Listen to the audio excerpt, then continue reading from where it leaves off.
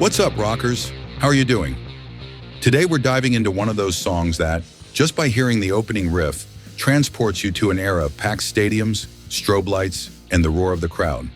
I'm talking about a track that's more than an anthem. It's almost a battle cry for all rock lovers. A song that doesn't just talk about going to a concert, but about the urgency, the adrenaline, and the tragic fate that sometimes crosses the path in the pursuit of fun. We're going to unmask the story behind one of the most iconic and powerful songs by the hottest band in the world, Kiss's Detroit Rock City. Get ready for a mind-blowing trip to the past. The story of this song is as fascinating as the band itself. To understand it, we have to transport ourselves back to 1976, a crucial year for Kiss.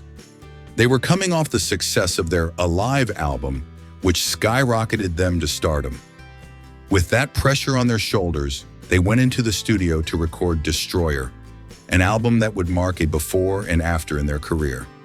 It was a bold album produced by Bob Ezrin, a musical genius who wasn't afraid to experiment. And it's in this context that Detroit Rock City took shape. The song was written by Paul Stanley and Bob Ezrin. Although Paul was the master pen behind the lyrics, the soul of the song was forged in the synergy of the entire band. Gene Simmons with his deep and aggressive bass, Ace Frehley with his melodic and powerful solos, and the unmistakable way Peter Criss played with his forceful, swinging drumming style were essential for this song to become an anthem. It wasn't just the work of one songwriter, but a collaboration from a team that sought to create something epic, something that would resonate with the energy of their live shows. They wanted to capture the feeling of being at a Kiss concert on a record.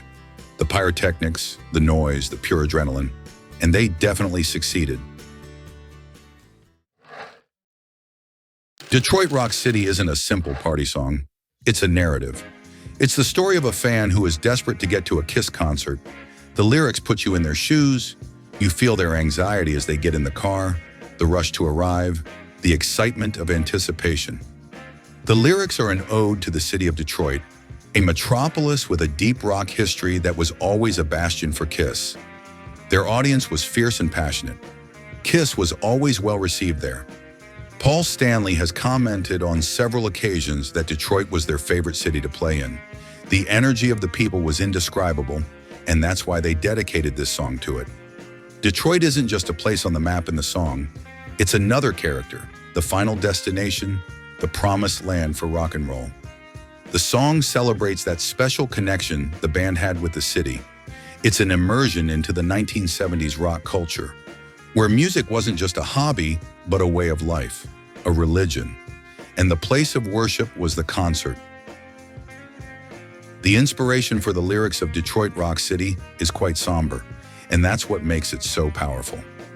The song is inspired by a tragic car accident in which a fan lost his life while on his way to the Kiss concert in Charlotte, North Carolina in 1975. This event deeply impacted the band, especially Paul Stanley.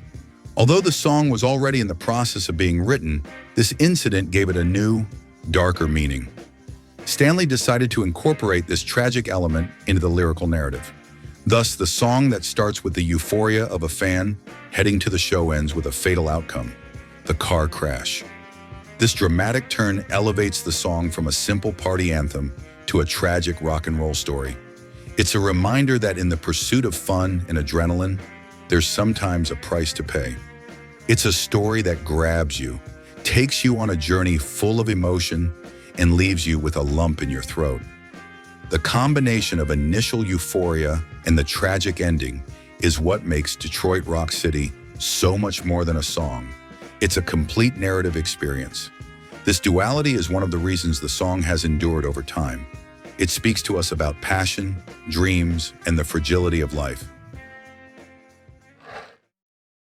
To make the song experience even more immersive, Bob Ezrin, the genius behind the production, conceived the opening sequence that simulates an accident. With that concept in mind, they ran cables from the studio to a Toyota SR5 outside, with binaural microphones that captured everything in stereo for total immersion. You hear Bob Ezrin jingling the keys, opening the door, starting the engine, and revving the car. The voice we hear at the beginning, simulating a radio announcer, belongs to Bob Ezrin himself, who used a small radio and recorded it to give it an authentic feel. The audio sequence was recorded with a cassette of the band playing Rock and Roll All Night in the background, with the idea that the fan had it in their car stereo. The man in charge of recording and mixing this entire sequence was Corky Stasiak, who achieved a perfect atmosphere for the story. All of this meticulous setup was done to create an atmosphere that would fully immerse you in the story, making you feel like it was all happening to you. If you're a Kiss fan or you've fallen in love with this classic and are dying to play its riff on your guitar, I have great news for you. Right below in the video description, I've left you a link to an incredible tutorial. If you want to learn to master the strings, to capture that unmistakable energy of Detroit Rock City with your own hands, you can't miss it. The riff in this song is one of the most recognizable in rock history, and mastering it will make you feel like a real star. Don't miss the opportunity to play a piece of rock history. It's more than a tutorial, it's your pass into the Rockers Club.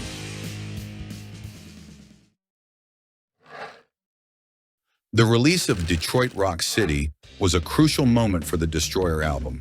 Although it wasn't the first single, it quickly became a fan favorite. Its raw energy and theme made it an instant classic. The album was a massive commercial success, and Detroit Rock City became a staple of Kiss concerts. The band has played it at virtually all of their shows since 1976.